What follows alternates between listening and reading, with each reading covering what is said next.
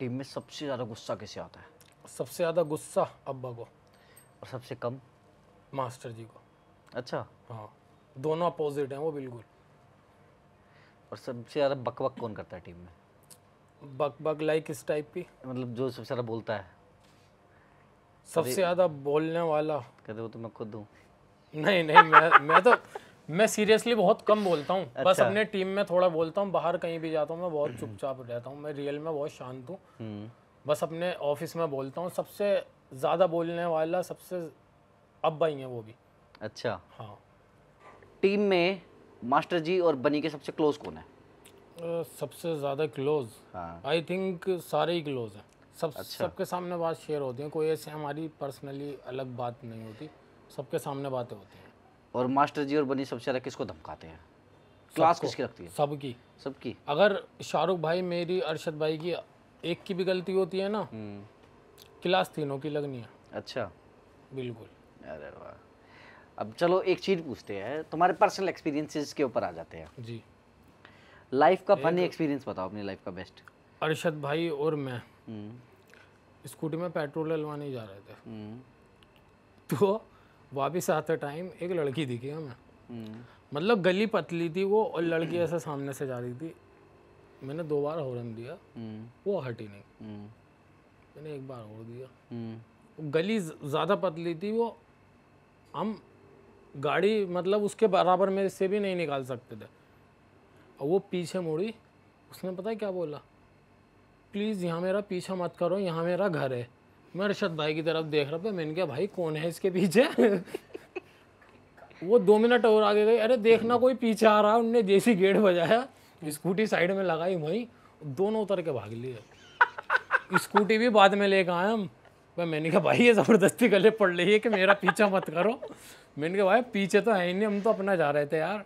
मैंने कहा आज के बाद इस गली से नहीं आना। कभी ऐसे पिटे हो लड़कियां छेड़ने के चक्कर में? नहीं, पिटे कभी नहीं। कभी नहीं पिटे? कभी किसी लड़की ने धमकाया तुम्हें? नहीं, ऐसा लड़की ने धमकाया भी नहीं। अच्छा, कभी किसी लड़की को प्रपोज किया रोड पे? हाँ, रोड पे किया, स्कूल टाइम पे किया। अच्छा। हाँ। अब वो भी, अब लड़की को ऐसा होता था, हम सारे यार दोस्त स्कूल जाते थे ना, तो खुद ही सिलेक्ट कर लेते थे, ये तेरी भाभी है, तेरी भाभी है, तेरी भाभी। लड़की का कुछ नहीं, उसे हमारे नाम भी नहीं पता, हमने बना दी ये तेरी भाभी है वही। अब डेली एक लड़की के पीछे हम जाते थे। अब मेरे दोस्त उसे भाभी हैं, भाभी अस्सलाम वालेकुम, भाभी। वो एक दिन इरिटेट हो गई मुझसे, कह रही आज तक मैंने कभी तुमसे बात की? मैंने कहा नहीं। तो तुम्हारे दोस्त मुझे भाभी भाभी क्यों बोलते हैं? मैंने कहा उनसे पूछो, वो बोलते हैं, मैं थोड़ी बोलता हूँ। फिर वो कहने लगा भाई यार दोस्त हरामी होते हैं। वो पता है क्या, कि भाई ये तेरे को लाइन दे रही है, इसका मतलब ये बात करना चाहती है तेरे को। वो पिटवाने का प्लान था? पिटवाने का प्लान था उनका। मैंने चलो भाई, मैंने कहा कल नंबर देते हैं फिर इसे। MTS का फ़ोन था, छोटा वाला कीपैड का। उस टाइम पे पैसे लगते थे कॉल करने के भी।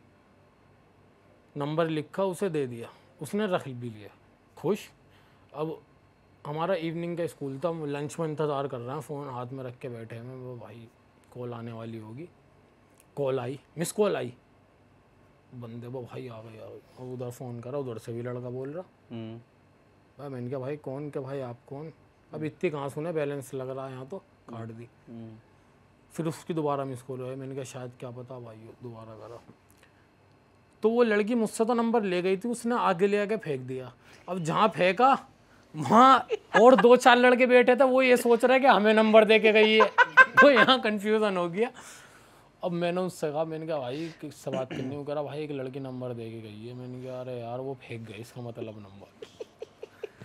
फिर जब मुझे पता लगा ना मेरा ये दोस्त हरामी है, ये मुझे पिटवाना चाहता है, फिर मैंने प्लानिंग करी उसको पिटवाने की। अच्छा। फिर एक लड़की देख कर हंसती थी उससे डेली। अच्छा, हमें भी ये लगता था भाई देख के हंसती है, इसका मतलब लाइन देती है इसे। अब हम चले गए, मैंने क्या बात कर ले। अब जैसी उसके पास उनने जाके बोला ही था बस सुनो, लड़के ने छूटते ही थप्पड़ मारा उसके। और थप्पड़ खा के वापस आया कि भाई इनने तुम्हारी वजह से मारा है। हमारे, हमने क्या कह दिया भाई?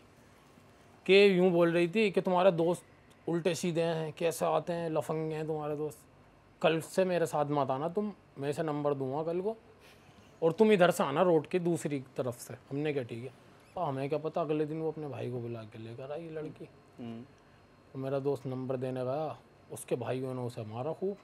हम वहाँ थे ही नहीं, हम तो दूसरी तरफ से जा रहे थे स्कूल अपना। फिर हमने बस स्टैंड पर आके देखा तो उसकी शर्ट पे जूतों का निशान अलग ही दिखा मुझे।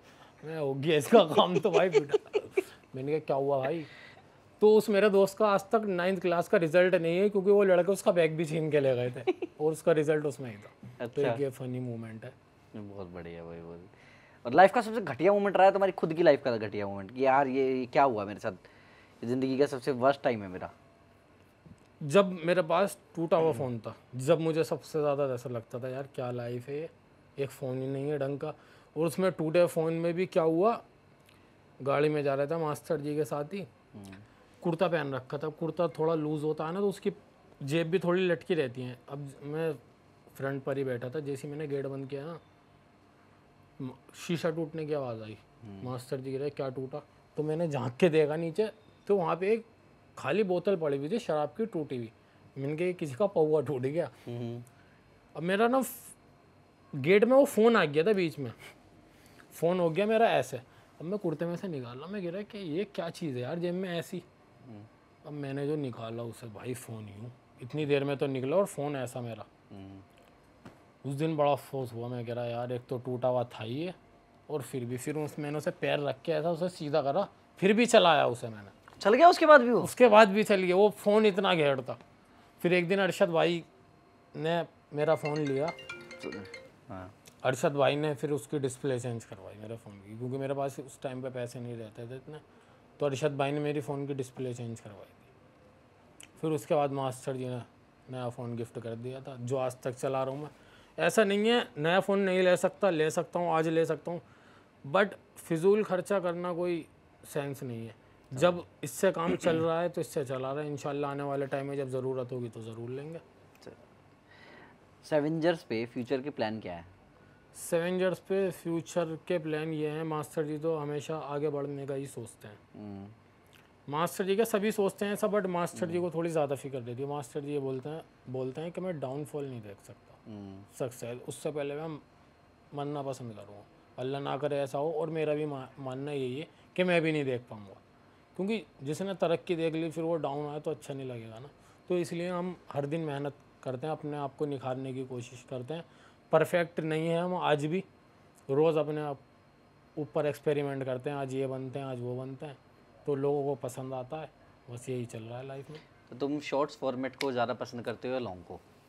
फॉर्मेट तो लॉन्ग ज़्यादा पसंद करते हैं, बट मास्टर जी का एक बात बोली थी मास्टर जी ने, हमें दुनिया का नंबर 1 शॉर्ट क्रिएटर बनना है, तो इसलिए हम शॉर्ट पर भी फोकस करते हैं। बट मास्टर जी अभी जो हमारी भाड़पुर वीडियो थी वो शॉर्ट था, मास्टर जी ने उसे बताते कि इसके आगे ये कर दें ये कर दें, वो पूरी बड़ी ही बना दी। और इंशाल्लाह आने वाले टाइम में उसकी दूसरा वाला पार्ट बिल्कुल स्क्रिप्ट लिखी हुई है, बस शूट होनी बाकी है। वो भी मेरी वजह से थोड़ी लेट हो गई थी, मेरे कुछ प्रॉब्लम थी, इस वजह से नहीं हो पाई। तो हम इसको थोड़ा क्लोजर की तरफ लेके चलते हैं जी मैं चाहता हूँ तुम ना जनता को, क्योंकि लोग तुम्हारे बहुत फैन हैं, जी ठीक है, बहुत कल्ट फैन पेज देखा मैंने इंस्टाग्राम पे तुम्हारा, तो वो तुमसे कुछ सीखना भी चाहते हैं। तुम्हारे पास लोगों के मैसेजेस भी आते हैं कि भैया यार हमें ही बताओ कि हम कैसे आगे बढ़े, मेरे पास भी बहुत आते हैं। तो मैं चाहता हूँ तुम अपनी ज़िंदगी से उनको कुछ सलाह दे के जाओ कि अगर उन्हें भी यूट्यूब पे कंटेंट क्रिएटर बनना है तो उन्हें क्या करना चाहिए। बिल्कुल, मैं यही बोलूँगा, अगर आप वीडियो बनाना चाहते हैं तो किसी के ऊपर, लाइक जैसे बंदे सोचते हैं ना कि इनके साथ बना लें तो वायरल हो जाएंगे, इनके साथ बना लें, तो किसी के भरोसे मत बनाओ। अपने ऊपर कॉन्फिडेंस होना चाहिए और गट्स होने चाहिए एक्टिंग के। मैं ऐसा था, मेरा मुंह भी नहीं खुलता था कैमरे के सामने, मिन आता था मैं। अब टीममेट ने कि भाई थोड़ा बोले करो, जब बोलना शुरू किया तो ऐसा किया कि अब सबके मुंह बंद कर दिए। तो बस मैं यही कहना चाहूँगा अपनी जनता से, जो भी लोग प्यार करते हैं उन्हें दिल से शुक्रिया, और बाकी ऐसे देखते रहिए, हमें ऐसे प्यार दिखाते रहिए। Thank you so much. तो मैं भी एक क्या कहते हैं काशिफ की लाइफ से एक बात कहना चाहूँगा कि भैया जो लोग कहते हैं ना कि पैसे नहीं है, तो पैसे के पीछे नहीं भागना, अपनी क्रिएटिविटी की तरफ भागना है, अपने जज्बे की तरफ भागना है, अपने ड्रीम्स की तरफ भागना है। जिस दिन आप ये सब करना शुरू कर दोगे तो आपके सपने पूरे होने शुरू हो जाएंगे। और पैसा सेकेंडरी चीज़ है। आप एक्सक्यूजेज देना शुरू कर दोगे, मेरे पास फ़ोन नहीं है, मेरे पास ये नहीं है, ये सिर्फ एक्सक्यूजेज हैं, इनसे कुछ नहीं होता। आपको ज़िंदगी में आगे बढ़ना है तो जो चीज़ है उसी से बेस्ट यूज़ करके आप आगे बढ़ सकते हो, जैसे काशिफ ने करके दिखाया। बिल्कुल। पैसे की ये बात है, हम अपनी वीडियो शूट करने जाते थे ना, पहले जब हम 3-4 बंदे थे, छोटे छोटे, मास्टर जी बनी हुए नहीं थे, 2 किलोमीटर जाते थे हम पैदल, क्योंकि पैसे नहीं होते थे।